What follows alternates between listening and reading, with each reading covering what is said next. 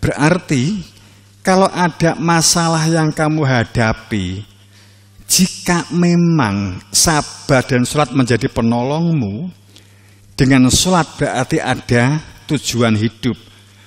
Di dalam hati nurani ada kehadiran Tuhan, itulah tujuanmu.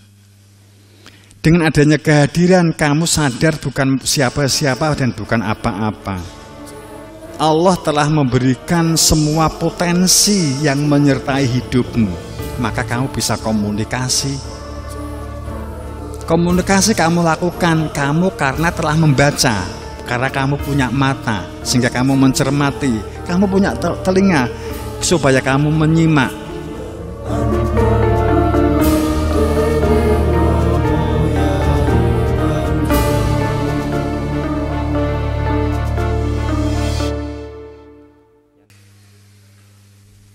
Kemudian kedua, yang termatikan, entah mati pikirannya sekali lagi, entah mati perilakunya, mati hati nuraninya, itu mereka yang jahil, mereka yang bodoh. Orang yang lalim, orang yang jahil. Mereka yang hidupnya dipenuhi oleh dampak halusinasi dan delusi.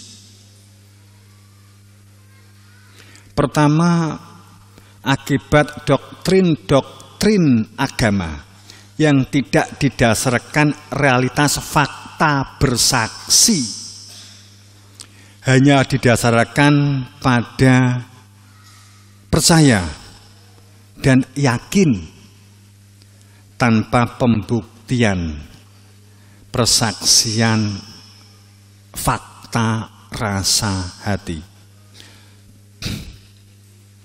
Kedua, akibat salah memahami dan salah terapan makna manusia dewasa dan manusia merdeka. Manusia dewasa dan merdeka itu difahami bebas tanpa ikatan dan tidak ada kesaling ketergantungan dengan lingkungan dan manusia lain. Tapi faktanya obah-obah. Tidak memiliki jiwa mandiri dan tidak memiliki jiwa penghambaan. Ini salah memahami terapan makna dewasa dan mandiri. Kenapa? Karena orang mandiri itu komunikasinya pasti baik. Orang yang semakin mapan mandirinya, dia semakin baik dalam komunikasi. Membangun koneksi, connectednya bagus sekali. Semakin mandiri semakin baik. Jadi mandiri itu kemudian yang kedua konsisten. Orang mandiri itu karakternya konsisten, continue, terus menerus melakukan sesuatu, berlatih sampai menjadi kebiasaan yang baik. Kemudian komitmen pada saat membangun dalam kehidupan sosial. Komitmen, konsisten itu diri kita secara pribadi, komitmen karena kita berada hidup di tengah-tengah masyarakat atau kita sosial. Kita ada teman, ada orang lain, ada lingkungan. Kita berkomitmen. Komitmen itu kaitannya dengan integritas. Jadi orang mandiri itu pasti, orang mandiri itu pasti komunikasinya baik, dalan, orang mandiri itu komunikatif kan akhirnya, didukung dengan perilaku musyawarahnya yang baik, ciri orang mandiri. Akan didukung banyak hal, kemampuan memahami struktur, kemampuan memahami kerangka, kerangka acuan, pola pikir, mindset, dari paradigma, umpamanya kan begitu. Panjang ya kalau kita ngomong begitu. Tadi yang kedua kita berbicara mengenai orang yang akan hancur hidupnya, termatikan oleh keadaan, itu adalah orang yang bodoh. Hidupnya dikungkung oleh halusinasi dan delusi.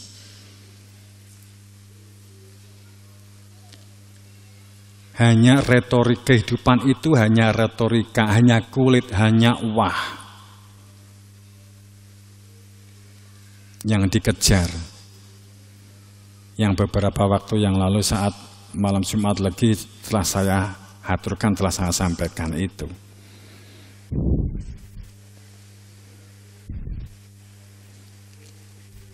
Biasanya halusinasi dan delusi itu berangkatnya dari doktrin, dari dogma.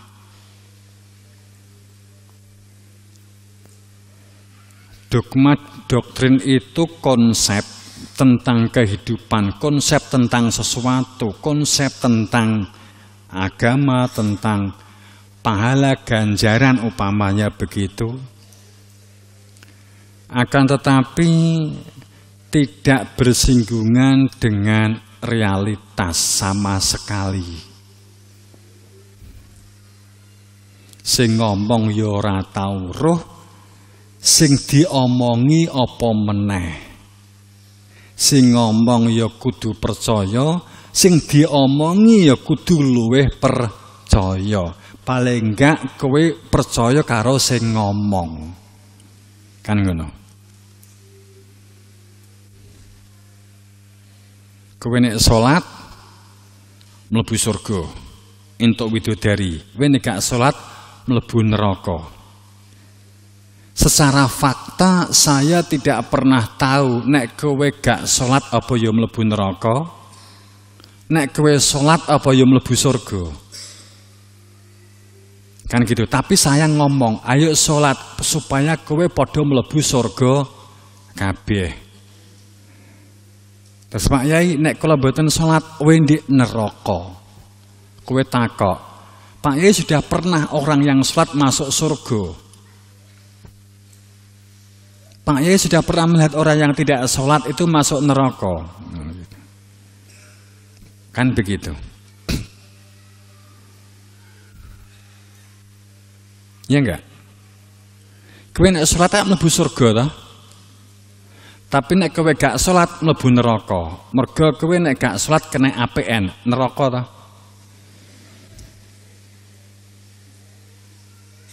Angka poin neraka.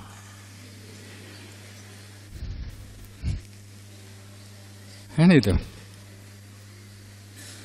Ya karek neraka nih definisine.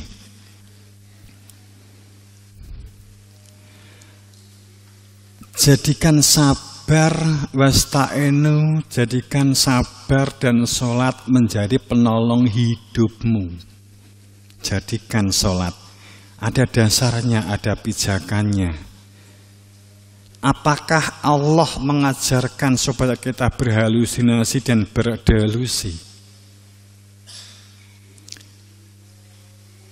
Bahwa apakah pada saat apa di utekmu, apa di pikiramu saat kowe iki sabar kalau sholat maka kamu akan dapat pertolongan. Contoh saja, kalau kamu gegebel utang, maka kalau kamu sabar dan kamu sholat maka utangnya kesaur. Kesaur enggak? Upamanya kamu itu enggak duwe sangu, bingung sangu, mau beli kaos, mau beli CD celana dalam, orang iso tuku, bingung, mergo entek CD-ne kabur kena angin. Upamanya ngono. Terus menggunakan rumus ayat ini, jadikan sabar dan sholat sebagai penolongmu. Kemudian kowe sabar, kemudian kowe sholat, selonone teko dhewe, begitu. Untuk pertolongan, Seperti apa kamu memahaminya? Kita kan gak berani berpikir semacam itu. Kita kan gak akan berani. Sama saja melecehkan Tuhan kan? Akhirnya yang kita lakukan adalah percaya pokoknya kowe sabar dan kowe ki salat akan dapat pertolongan oleh Allah. Bentuknya apa? Wujudnya apa?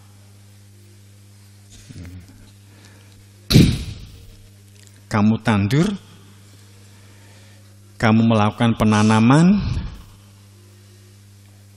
kesulitan hidupmu, miliki perilaku sabar, dan miliki perilaku sholat. Allah akan menolong. Percaya Allah akan menolong. Kita akan berhenti di sini. Percaya.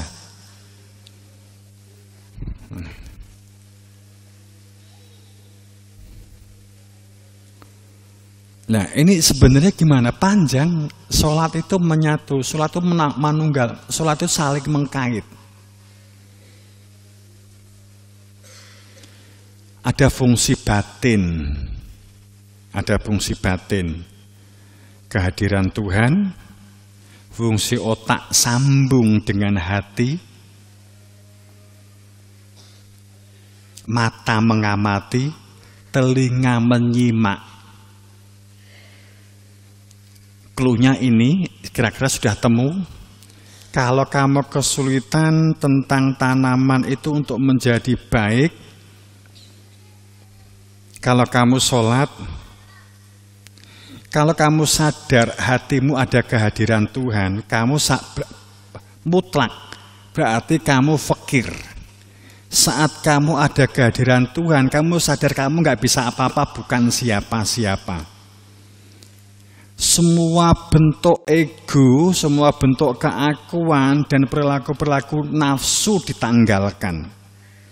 Sehingga perilakunya yang kita lakukan adalah dalam kesadaran kehadiran Tuhan. Sehingga dikatakan bahwa kamu berbuat karena Tuhan sendiri, karena kamu sadar. Tanpa dengan Dia yang telah dihadirkan di dalam hati, nyatanya kita nggak bisa apa-apa. Kemudian kamu sadar Allah telah memberikan telinga untuk memiliki kemampuan menyimak. Dan Allah telah memberikan mata untuk menjadi pengamat, mencermati keadaan dan situasi. Dan Allah memberikan utek untuk digunakan berpikir secara baik untuk mencari strategi dan solusi. Dan kita diberi kaki untuk bergerak. Saat orang itu menjalankan sholat, semuanya nyambung, semuanya nyatu. Sabar itu mau memaksa dirinya. Hal-hal yang menghalangi untuk terwujudnya perbuatan kebaikan, tentang ego, tentang nafsu, tentang keakuan, itu dihilangkan. Kita sabar. Sabar. Sudah bisa berpikir, cluenya sudah ketemu kan? Berarti kalau ada masalah yang kamu hadapi, jika memang sabar dan sholat menjadi penolongmu, dengan sholat berarti ada tujuan hidup. Di dalam hati nurani ada kehadiran Tuhan, itulah tujuanmu. Dengan adanya kehadiran, kamu sadar bukan siapa-siapa dan bukan apa-apa. Allah telah memberikan semua potensi yang menyertai hidupmu. Maka kamu bisa komunikasi. Komunikasi kamu lakukan, kamu karena telah membaca, karena kamu punya mata, sehingga kamu mencermati, kamu punya telinga, supaya kamu menyimak. Sehingga komunikasi. Mas Iksan, bagaimana cara membuat pupuk yang baik. Maksisan ini umurnya berapa bulan. Tapi kalau orang yang tidak ada kehadiran egonya, maka komunikatif tidak terjadi. Bisa jadi komunikasi tapi tidak komunikatif, karena komunikasinya masih membawa ego. Maka permasalahan-permasalahan akan terurai. Saat permasalahan-permasalahan itu tidak terurai, justru semakin ruwet. Berarti ada yang salah dalam kita memahami kehidupan. Dalam memahami hidup kita ada yang salah.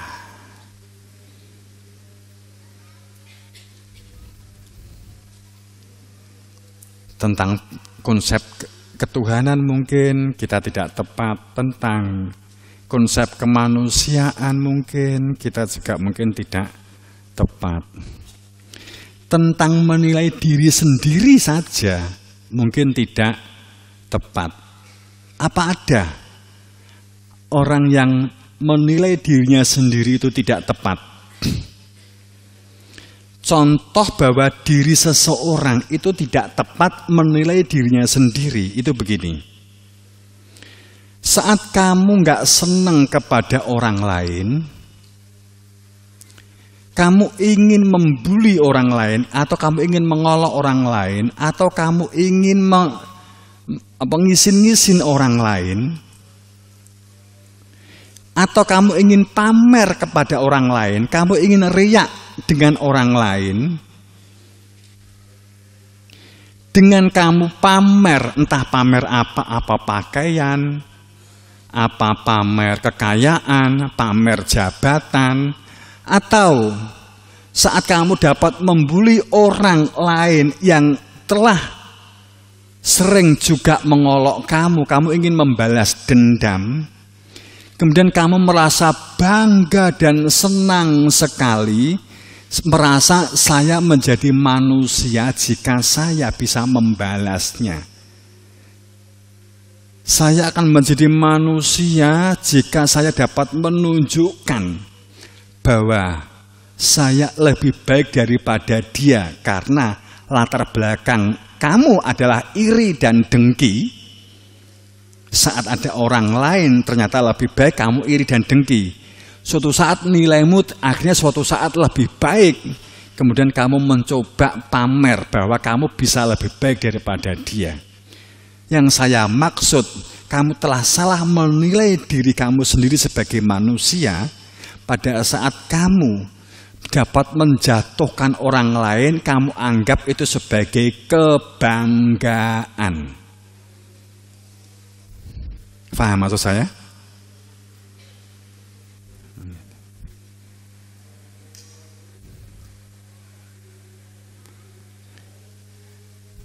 Itu contoh.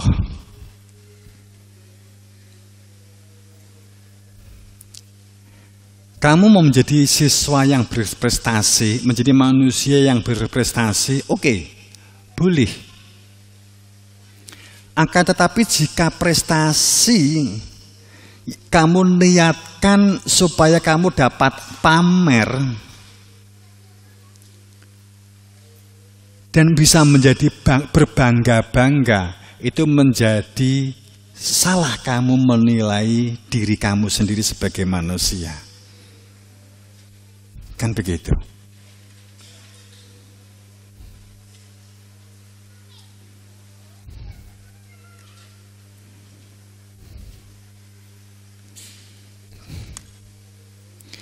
Kita kemas dengan narasi persaingan sehat.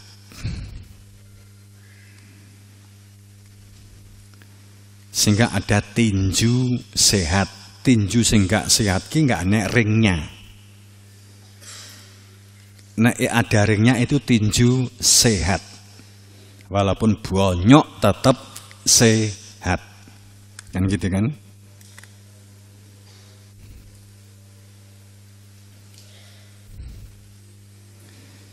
paradigma atau mindset yang menyertai saat kita belajar dan kita itu untuk memiliki sebuah prestasi sebagai unsur kemanfaatan bagian dari hidup bersosial bla bla bla bla gitu ya.